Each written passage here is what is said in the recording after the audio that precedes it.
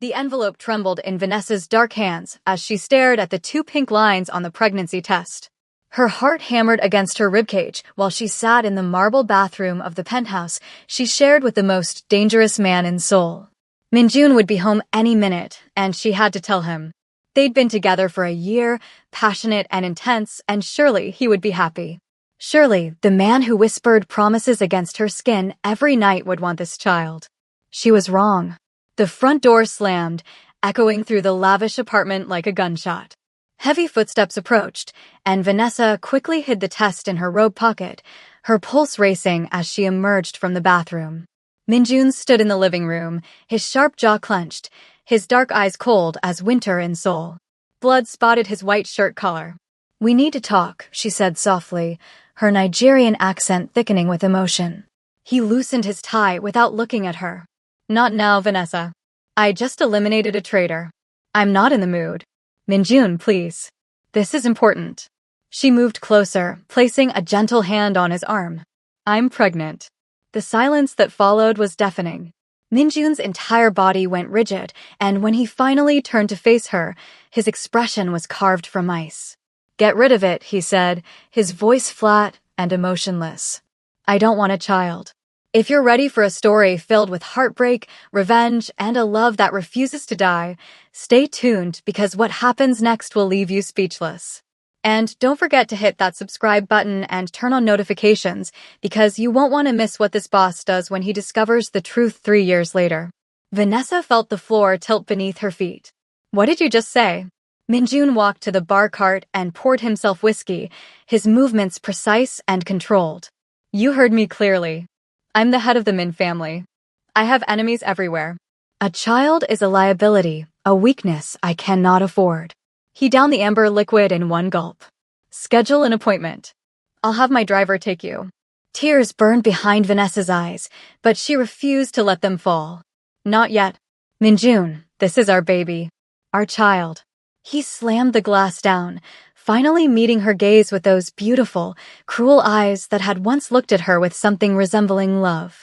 "There is no R in my world, Vanessa. There's only power and survival. That thing inside you threatens both." He straightened his cufflinks. "You knew what I was when you came into my bed. Don't act surprised that I'm not some romantic fool ready to play family." "That thing." Vanessa's voice broke. "How can you call our child a thing?" "Because that's all it is right now. A cluster of cells that will become a target the moment it draws breath." Minjun's tone softened just slightly, which somehow made it worse. "I'm protecting you, Vanessa. You're African, already an outsider in this world. Do you think my enemies won't use a mixed child against me?" "Against you. So this is about shame?" Anger began to replace her shock. "You're ashamed that I'm black? That our child would be biracial?" Something flickered in Minjun's expression, but it vanished as quickly as it appeared. "This is about survival. About reality. My grandfather would never accept a bastard heir, especially not one who would dilute our bloodline. And my rivals would kidnap or kill the child before its first birthday." He moved toward her, reaching out to touch her face, but Vanessa jerked back. "Don't touch me," she whispered. "Don't ever touch me again." "Vanessa, be reasonable." "Reasonable?" She laughed bitterly, pulling the pregnancy test from her pocket and throwing it at his chest. It bounced off and clattered to the floor. "I'm carrying your child, and you want me to kill it. There's nothing reasonable about any of this." Minjun's jaw tightened. "I'm giving you a choice. Get rid of it or get out. But understand this, if you leave with nothing. The money, the apartment, the clothes, the jewelry, all of it stays. And you'll never hear from me again." The words hit her like physical blows. "You would throw me out?" "Just like that." "Just like that," he confirmed, his face an emotionless mask. "I didn't build an empire by being sentimental, Vanessa. I thought you understood that about me." She had understood. She'd seen him conduct business, watched him command respect and fear with equal ease. She'd witnessed his ruthlessness from a distance and foolishly believed she was different, that she was special. That what they had transcended his dark world. "I need time to think," she managed to say. "You have 24 hours. Minjun checked his expensive watch. "I have a meeting with the Park family tomorrow night. When I return, you'll either have an appointment scheduled or you'll be gone. Choose wisely." He walked past her toward the bedroom, leaving her standing alone in the living room with her shattered dreams scattered around her feet like broken glass. Vanessa waited until she heard the shower running before she let herself cry, great heaving sobs that shook her entire body. But even as she cried, her mind was working, planning. If Minjun wanted her gone, she would leave. But she would do it on her own terms.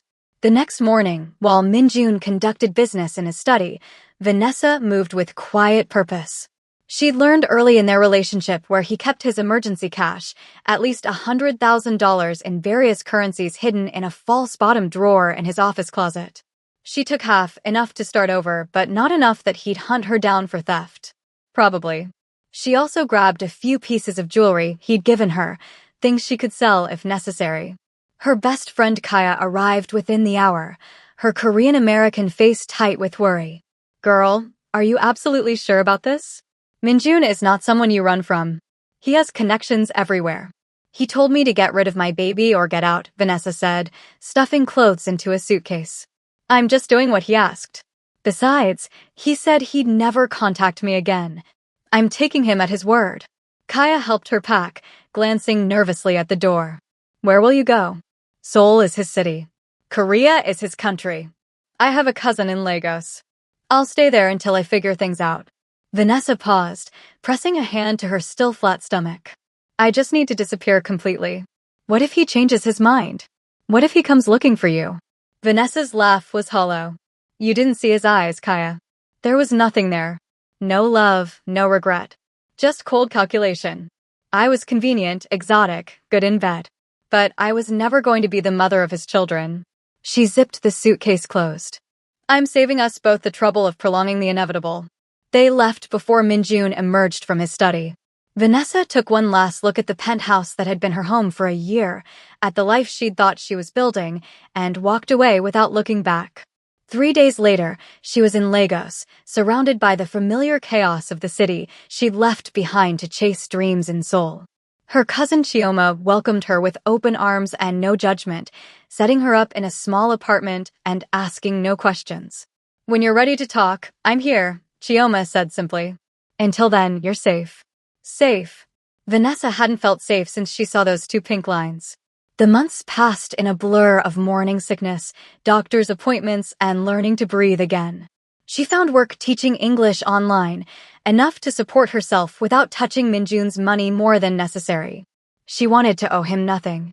But late at night, when the babies, yes, twins the ultrasound had revealed, kicked inside her, she thought about him.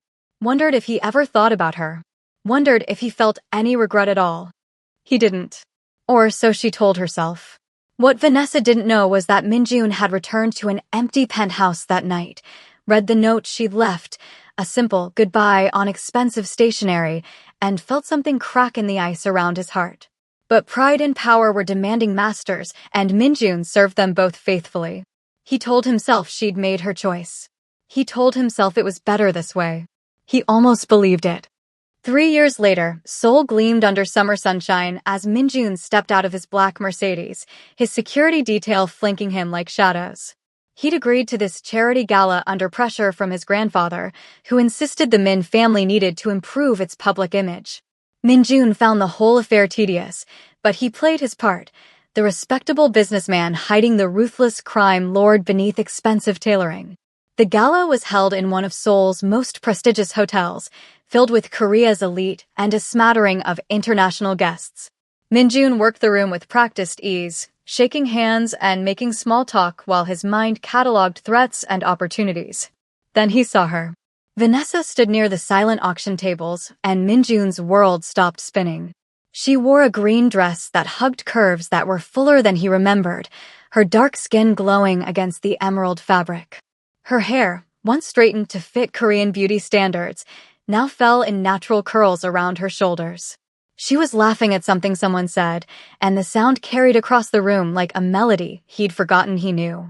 But it wasn't just Vanessa that made his blood run cold. 2 children clung to her sides, a boy and a girl, roughly 3 years old if he had to guess. The boy had Vanessa's warm brown skin and his mother's smile. The girl was lighter, her features a perfect blend of African and Asian heritage. And when she turned her head, Minjun saw his own eyes staring back at him from that tiny face. His daughter. His son. The children he'd told Vanessa to destroy. "Mr. Min, are you all right?" His assistant, Jay, appeared at his elbow. "You look like you've seen a ghost." Minjun couldn't speak. Couldn't breathe. He watched as Vanessa crouched down to adjust the little girl's dress, watched as the boy tugged on his mother's hand, pointing excitedly at the chocolate fountain. A man approached them, tall and handsome, placing a familiar hand on Vanessa's lower back. She smiled at him, that same smile she used to give Minjun, and something violent and possessive roared to life in his chest. "Find out everything about that woman," Minjun ordered, his voice deadly quiet. "The woman in green. Who she's with, why she's here, where she's staying. Everything." Jay followed his gaze and nodded, disappearing into the crowd. Minjun forced himself to turn away, to continue his networking, but his eyes kept drifting back to Vanessa and the children. His children. The reality of it hit him like a bullet to the chest. She'd kept them. She'd left him, disappeared without a trace, and raised his children alone. The betrayal burned, but underneath it was something else, something that felt dangerously close to regret. Vanessa felt eyes on her before she saw him. It was the same sensation she'd experienced for a year in Seoul, that prickling awareness that meant Minjun was watching her. She looked up, scanning the crowd, and her heart stopped when their gazes locked across the room. He looked exactly the same. Sharp jaw, intense dark eyes, that dangerous aura that drew people in even as it warned them away. He was staring at her with an expression she couldn't read, his body rigid with tension. "Mommy, I want chocolate," her son, Jaden, tugged at her hand, oblivious to the drama unfolding. "Me too," his twin sister, Mia, chimed in. "In a minute, babies," Vanessa managed to say, her voice shaking. She turned to her companion, David, a fellow teacher she'd been casually dating. "Can you watch them for just a moment? I need some air." "Of course." David, sweet and uncomplicated, smiled warmly. "Take your time." Vanessa fled to the balcony, her heels clicking against marble as she gulped in fresh air. Her hands trembled as she gripped the railing. This wasn't supposed to happen. She'd returned to Seoul only because Chioma had moved here for work and convinced her to visit. The gala invitation had come through David's school, a last-minute +3 situation. What were the odds that Minjun would be here? Running away again? His voice, smooth and cold as silk, came from behind her. Vanessa closed her eyes, gathering her strength before turning to face him. "I'm not running," she said quietly. "I just needed air." Minjun stepped onto the balcony, and suddenly the spacious area felt suffocatingly small. He'd gotten bigger somehow, his shoulders broader, his presence even more commanding. "You're good at that, aren't you?" Needing air, needing space, needing to disappear completely without a word. Without a word? Anger spiked through her fear. "I left you a note." "Goodbye," he quoted, his jaw clenched. "Very thorough." "What did you want, Minjun? A detailed explanation?" "You made yourself perfectly clear. Get rid of it or get out." "I got out." She lifted her chin defiantly. "You should be happy. You got exactly what you wanted." "Did I?" He moved closer, and she forced herself not to retreat. "Because those two children in there, the ones who have my eyes, my daughter's face, tell a different story." "They're not your children," Vanessa said firmly, even as her heart raced. "You gave up any right to them the moment you called them it and told me to destroy them." Something dangerous flashed in Minjun's eyes. "They're my blood. DNA doesn't lie, Vanessa. You kept them. You ran away and kept my children from me. I saved them from you," she shot back. "From a father who didn't want them, who would see them as liabilities and weaknesses. I gave them love, stability, safety, everything you said you couldn't provide.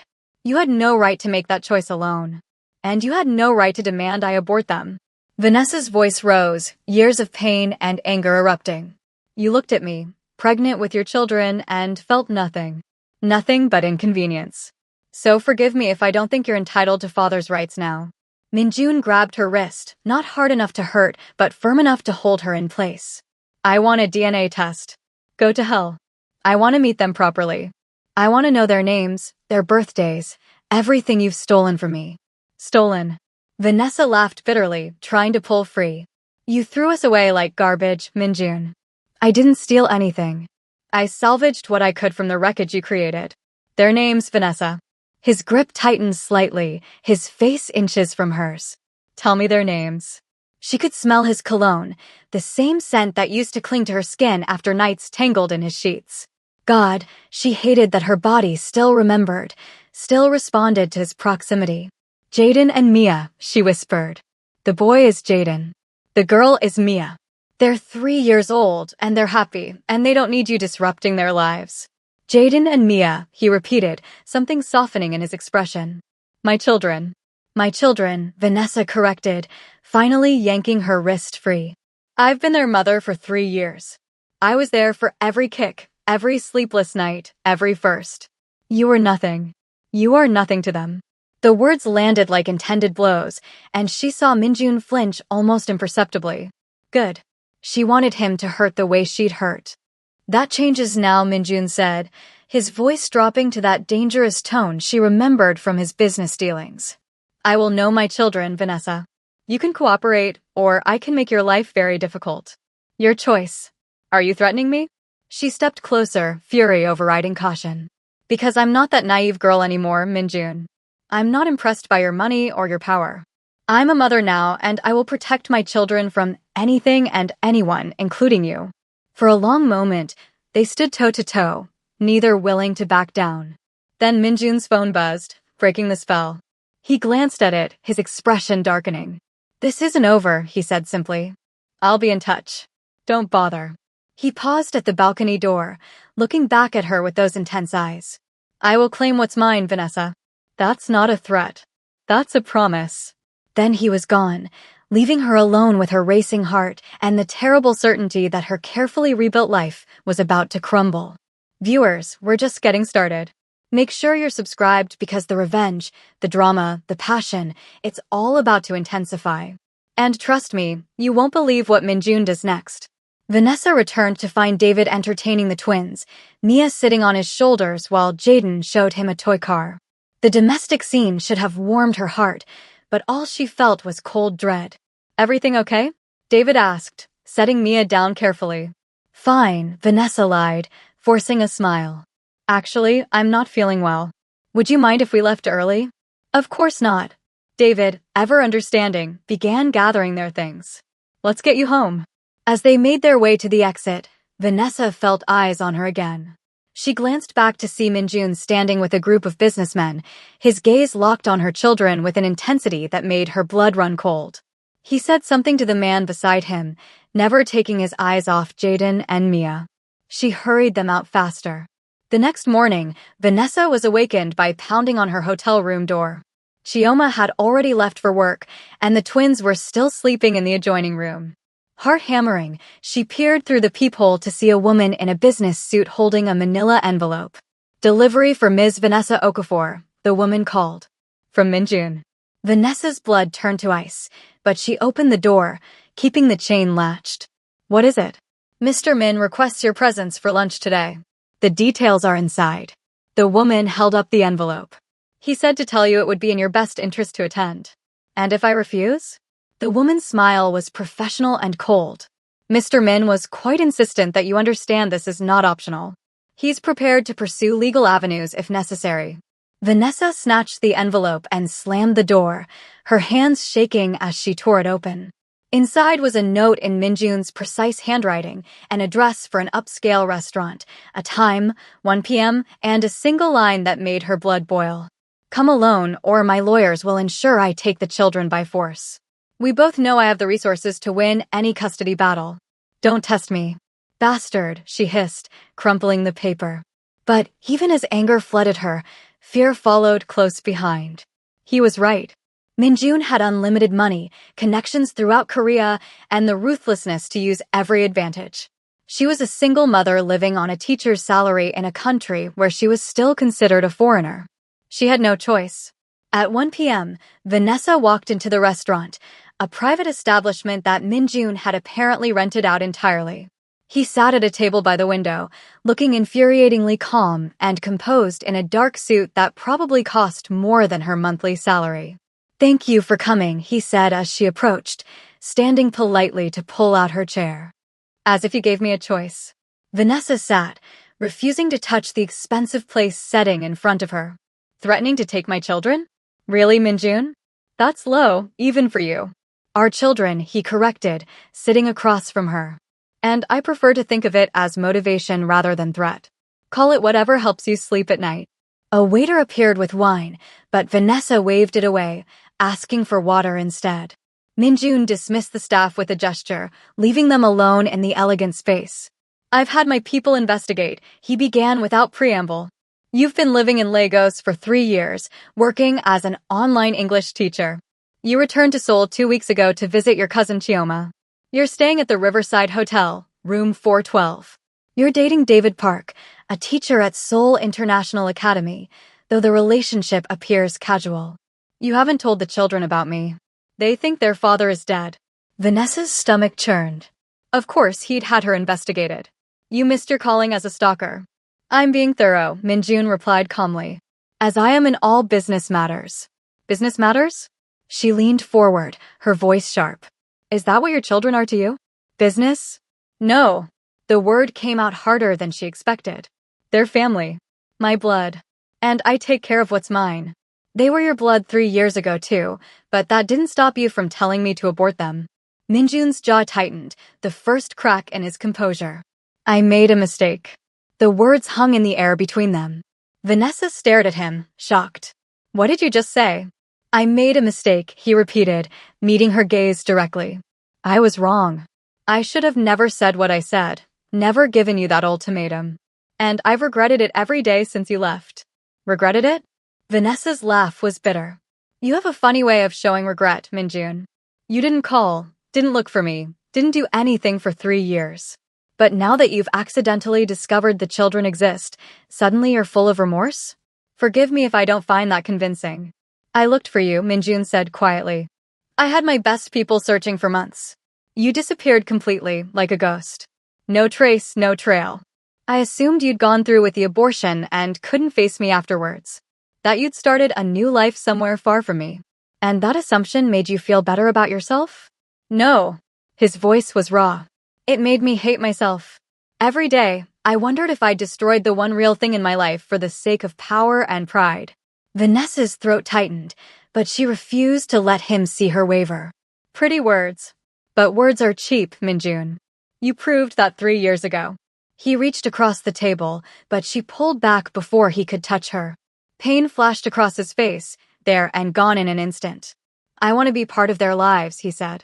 I want to know them, provide for them, protect them. They don't need your protection. They have me. You're living in a hotel room, Vanessa. Working online classes. I can give them everything, the best schools, security, opportunities you could never afford on your own. The condescension in his tone ignited her fury. They have what matters. Love, stability, a mother who wanted them from the very beginning. Your money can't buy that, and your power can't replicate it. I'm not trying to replace you, Minjun said, his voice softening. I'm asking for a chance to be their father. You gave up that chance. Then let me earn it back. He leaned forward, intensity burning in his dark eyes. Give me time with them. Supervised, controlled, whatever you need to feel safe. But give me a chance, Vanessa. Please. The please shocked her. Minjun didn't beg, didn't plead. He commanded and expected obedience. But there was something in his expression now, something vulnerable and real beneath the powerful exterior. Why? She asked quietly. Why now? Why do you suddenly care? Because I saw them, he admitted. I saw my daughter's eyes, my son's smile, and I realized what I'd thrown away. What I'd lost because I was too afraid to be weak, too proud to admit I could want something beyond power. His hands clenched on the table. I've spent 3 years as the most powerful man in Seoul's underworld, and I've never felt emptier. And then I saw what could have been, what should have been, and I knew I had to try. Vanessa wanted to stay angry, wanted to hold on to her righteous fury and protective instincts. But beneath his polished exterior, she saw genuine anguish, and it shook her resolve. If I agree, she said slowly, and that's a massive if, there would be rules. Strict rules. Name them. You don't tell them you're their father. Not yet. We start slow. Maybe you're just a family friend. We see how they react to you, how you actually are with children before we blow up their entire world. Minjun nodded. Agreed. You don't try to buy their affection with expensive gifts. No ponies, no sports cars for when they turn 16, nothing excessive. Reasonable. And if at any point I feel like your world, your lifestyle, is dangerous for them, this ends. No arguments, no legal battles. You walk away. His expression hardened. I can't promise that last one. I won't walk away from my children again, Vanessa. But I swear to you, I will never let my business touch them. They'll be protected, always. Your protection almost killed them before they were born. The words struck home, and Minjun flinched. I know. And I have to live with that. But I'm asking you to let me prove I'm different now. That fatherhood can change me the way I see it's changed you. Vanessa closed her eyes, warring with herself. Every instinct screamed not to trust him, to grab her children and run back to Lagos where they were safe from his complicated, dangerous world. But another part of her, the part that remembered loving him, that saw the twins ask about their father sometimes, wondered if maybe he deserved a chance.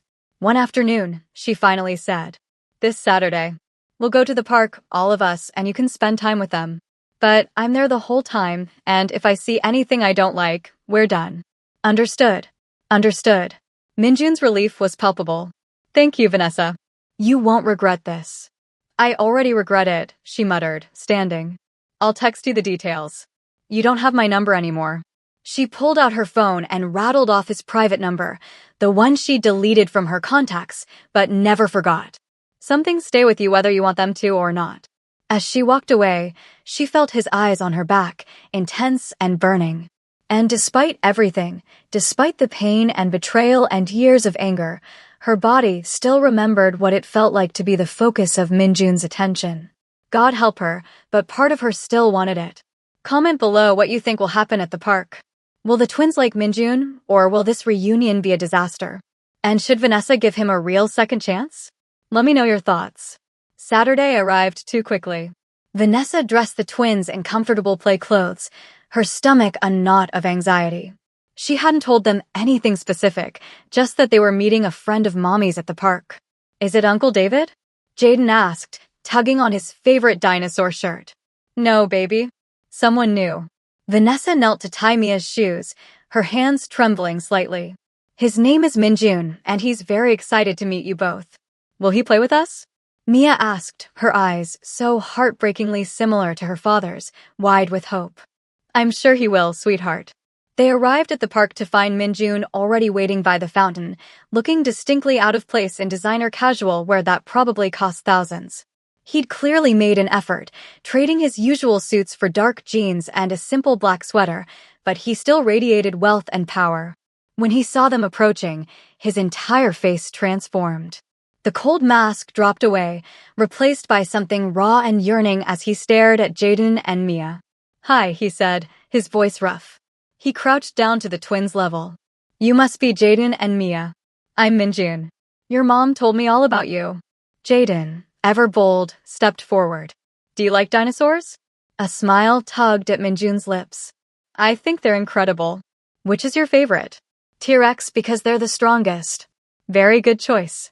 Minjun glanced at Mia, who was hiding partially behind Vanessa's leg. And what do you like, Mia? Mia peeked out shyly. I like painting and dancing. She's very talented, Vanessa added softly, watching the interaction carefully. Minjun's expression softened impossibly further. I'd love to see your painting sometime, if that's okay. Mia nodded, warming up slightly. Okay. They started walking through the park, the twins running ahead to the playground while Vanessa and Minjun followed at a distance. She watched him watch them, saw the naked emotion on his face, and her heart clenched. They're beautiful, he said quietly. Perfect. They are, Vanessa agreed. And they're smart, funny, stubborn as hell. Wonder where they get that from. His lips quirked. Thank you for this, Vanessa. I know it wasn't easy. It's not for you, she said firmly. It's for them. Every child deserves to know their father if that father is willing to actually be present. I'm present, Minjun assured her. I'm here and I'm not going anywhere. They reached the playground and Jaden immediately called out Minjun. Push me on the swing. Something profound crossed Minjun's face, hearing his name called by his son. He looked at Vanessa, asking permission silently. She nodded, and he moved to the swings, carefully pushing Jaden higher and higher as the boy squealed with delight. Higher! Higher! I don't want your mother to kill me on our first visit, Minjun laughed, the sound so genuine and warm that Vanessa almost didn't recognize it. When had she ever heard him laugh like that? Mia tugged on Vanessa's hand. I want to swing too. Go ask Minjun, baby. Mia approached Minjun shyly, and when she asked, he immediately lifted her into the swing beside her brother, carefully adjusting the chains to her height. Soon both twins were laughing, competing to see who could go higher, and Minjun was caught between them, giving them equal attention with a natural ease Vanessa hadn't expected. You're a natural, she said when he finally stepped back, letting them swing on their own. I'm terrified, he admitted quietly. I don't know what I'm doing. What if I mess this up? You will mess up, Vanessa said honestly. All parents do. The difference is whether you care enough to do better next time. He turned to her, and the intensity in his gaze made her breath catch. I care, Vanessa. More than I thought possible. I look at them, and I feel things I've never felt before. It's terrifying and incredible all at once. That's parenthood, she whispered. Mommy, Minjun, watch me. Jaden called, now climbing on the monkey bars. They spent the next 2 hours playing, laughing, and existing in a bubble that felt dangerously close to family. Minjun bought them ice cream from a vendor, carried Mia on his shoulders when she got tired, and listened with genuine interest as Jaden explained an elaborate story about dinosaurs fighting robots. But reality intruded when Minjun's phone buzzed. He checked it, and his expression darkened instantly. I have to take this, he said apologetically. Business. He stepped away, and Vanessa watched his body language change, becoming hard and cold as he spoke rapid Korean into the phone. This was the Minjun she knew, the dangerous man who controlled Seoul's underworld from the shadows. When he returned, the warmth in his eyes had cooled slightly. I'm sorry, but I need to handle something. Can we do this again? We'll see, Vanessa said noncommittally. Minjun crouched down again, speaking to the twins. I have to go to work, but I had an amazing time with you both today. Can I see you again soon? Yes, Jaden shouted immediately. Mia nodded, smiling. You're nice. I like you. Vanessa saw something break and reform in Minjun's expression. He reached out, hesitated, then gently ruffled Mia's hair. I like you too. Both of you. So much. As they walked back to Vanessa's car, Minjun caught her arm gently. Tomorrow. Dinner, the 4 of us. Please. Minjun, we agreed to take this slow. I know, but I can't stop now. Every moment away from them feels like wasted time. His grip tightened slightly. I've already lost 3 years. Don't make me lose more. Against her better judgment, Vanessa found herself nodding. Dinner. Somewhere casual, child-friendly. I'll arrange everything. He released her arm but didn't step back. Thank you. For today, for them, for giving me this chance. Don't thank me yet, she warned. You haven't proven anything except that you can play in a park for 2 hours. Real parenting is harder, messier, less fun. Then teach me, he said simply. I want to learn. As she drove away, twins chattering in the back seat about how much fun they had, Vanessa caught Minjun's reflection in her rearview mirror. He stood watching them leave, looking more alone than she'd ever seen him, and despite everything, her heart ached. What was she doing? Getting involved with him again, letting him into their lives, was dangerous. Not just because of his business, but because she knew herself. Knew that part of her still responded to him, still remembered loving him. This was going to end badly. She could feel it, but she couldn't seem to stop it either. Over the next 2 weeks, Minjun became a constant presence in their lives. Dinners turned into weekend outings, which turned into him showing up at the hotel with breakfast. He was charming, attentive, and clearly falling in love with Jaden and Mia. But Vanessa noticed other things too. The way his security detail was always nearby, shadows protecting them from threats she couldn't see. The phone calls he took in hushed, angry Korean. The occasional bruise on his knuckles that he tried to hide. You're still in deep, aren't you? She asked one evening after the twins had gone to bed. Minjun had stayed to help with bedtime stories, and now they sat in her hotel suite's small living room, a dangerous intimacy settling between them. I can't just walk away from my responsibilities, he said carefully. But I'm making changes. delegating more, stepping back from the worst of it. For how long? Until the novelty of fatherhood wears off. His eyes flashed. They're not a novelty, Vanessa. They're my children. My priority. Your priority that you didn't want, she shot back. Forgive me for being skeptical about your sudden transformation. Minjun moved closer, crowding her space on the small couch. How long are you going to punish me? How many times do I have to prove I've changed before you believe me?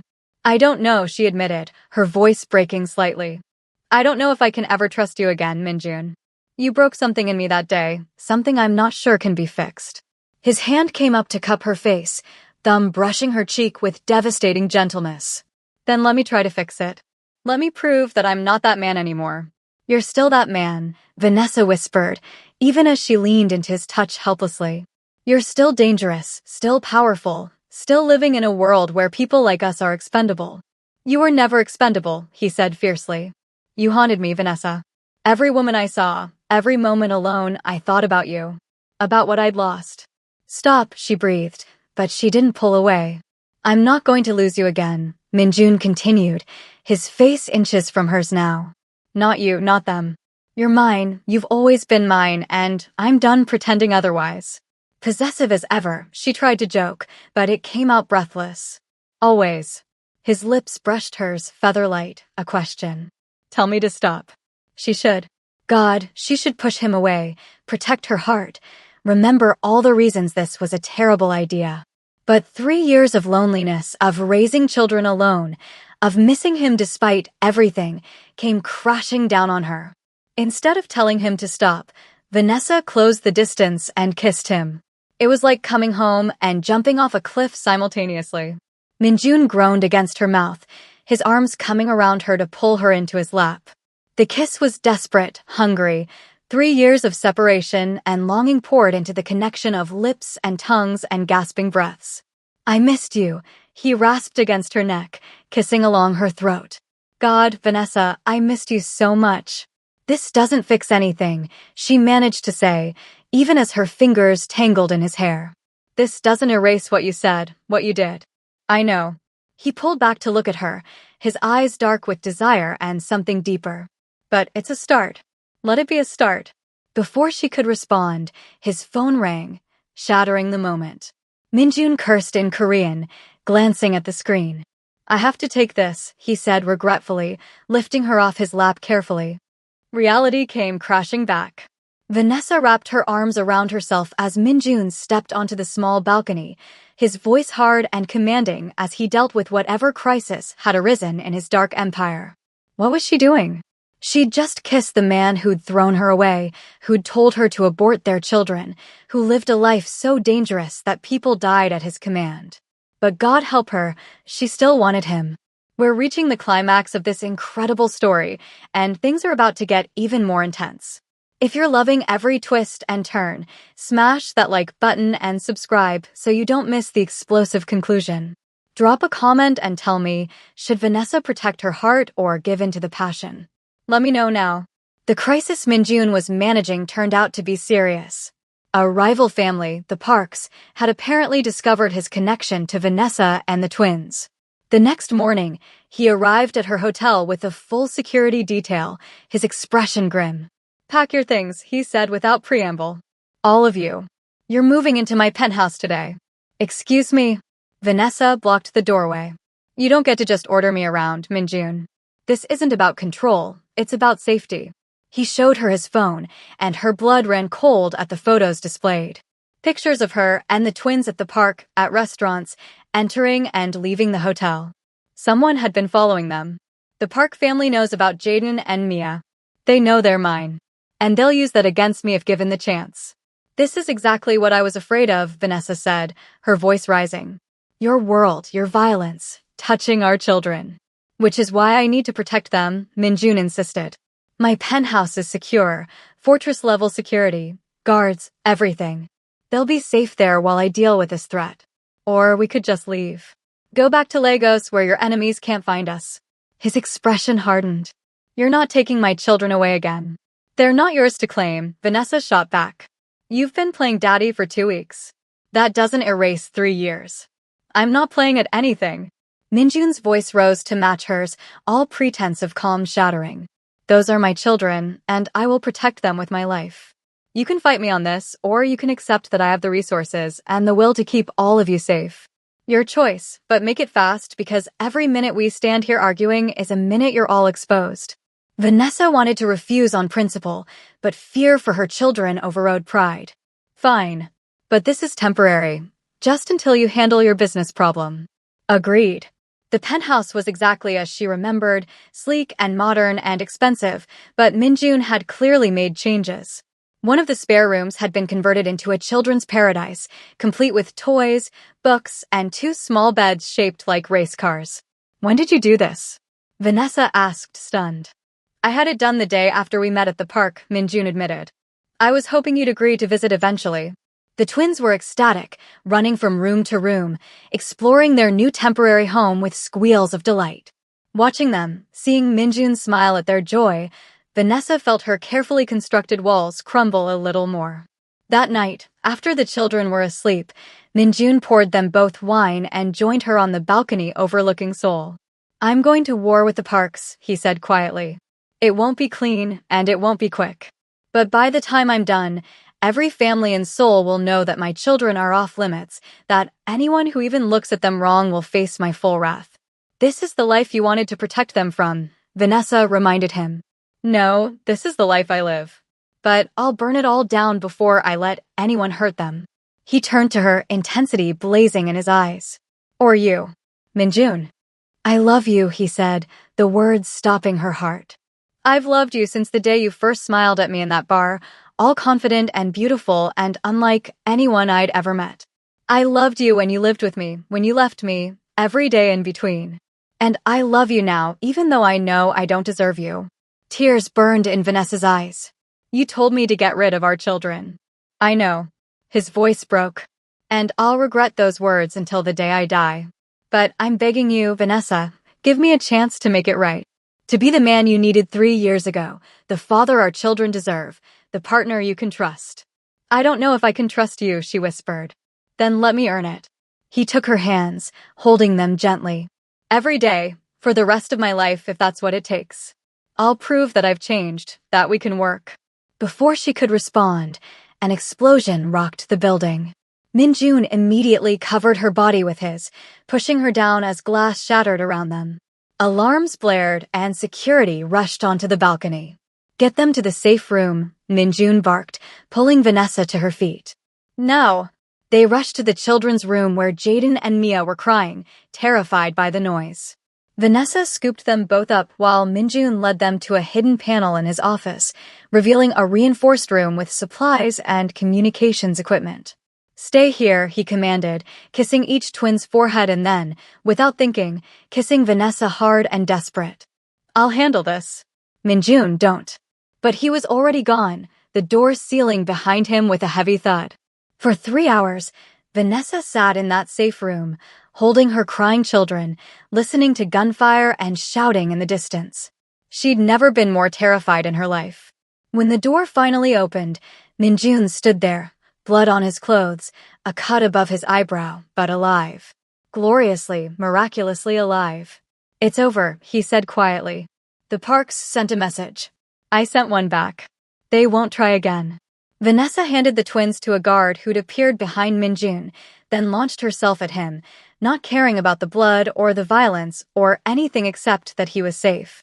Don't ever do that again, she sobbed against his chest. Don't ever leave me not knowing if you're coming back. I'm sorry, he murmured, holding her tight. I'm so sorry. I can't do this, she said, pulling back to look at him. I can't live like this, Minjun. Always afraid, always looking over my shoulder, wondering if today's the day your enemies hurt my babies. Our babies, he corrected gently. And you won't have to. I'm out. What? I'm out, he repeated, louder.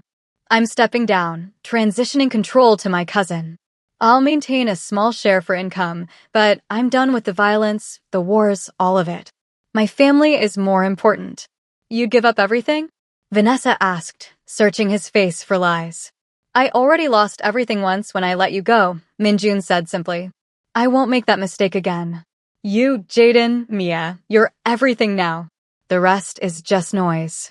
She kissed him then, pouring 3 years of pain and love and hope into it. When they finally broke apart, both breathing hard, Minjun rested his forehead against hers. "Come home," he whispered. "Really home. Marry me, let me be the father I should have been from the start, the partner you deserve. Give me forever to make up for the time I wasted." "That's a long time," Vanessa said, smiling through tears. "Not long enough," he replied. "I'll need at least 2 lifetimes to worship you properly." Always so dramatic. You love it. And God help her, she did. She loved him, despite everything, because of everything. Because people could change, because love could be stronger than pride, because the man holding her had proven he would burn down his entire world for her and their children. "Yes," she said softly. "Yes to coming home. Yes to being a family. Yes to giving you the chance to make this right.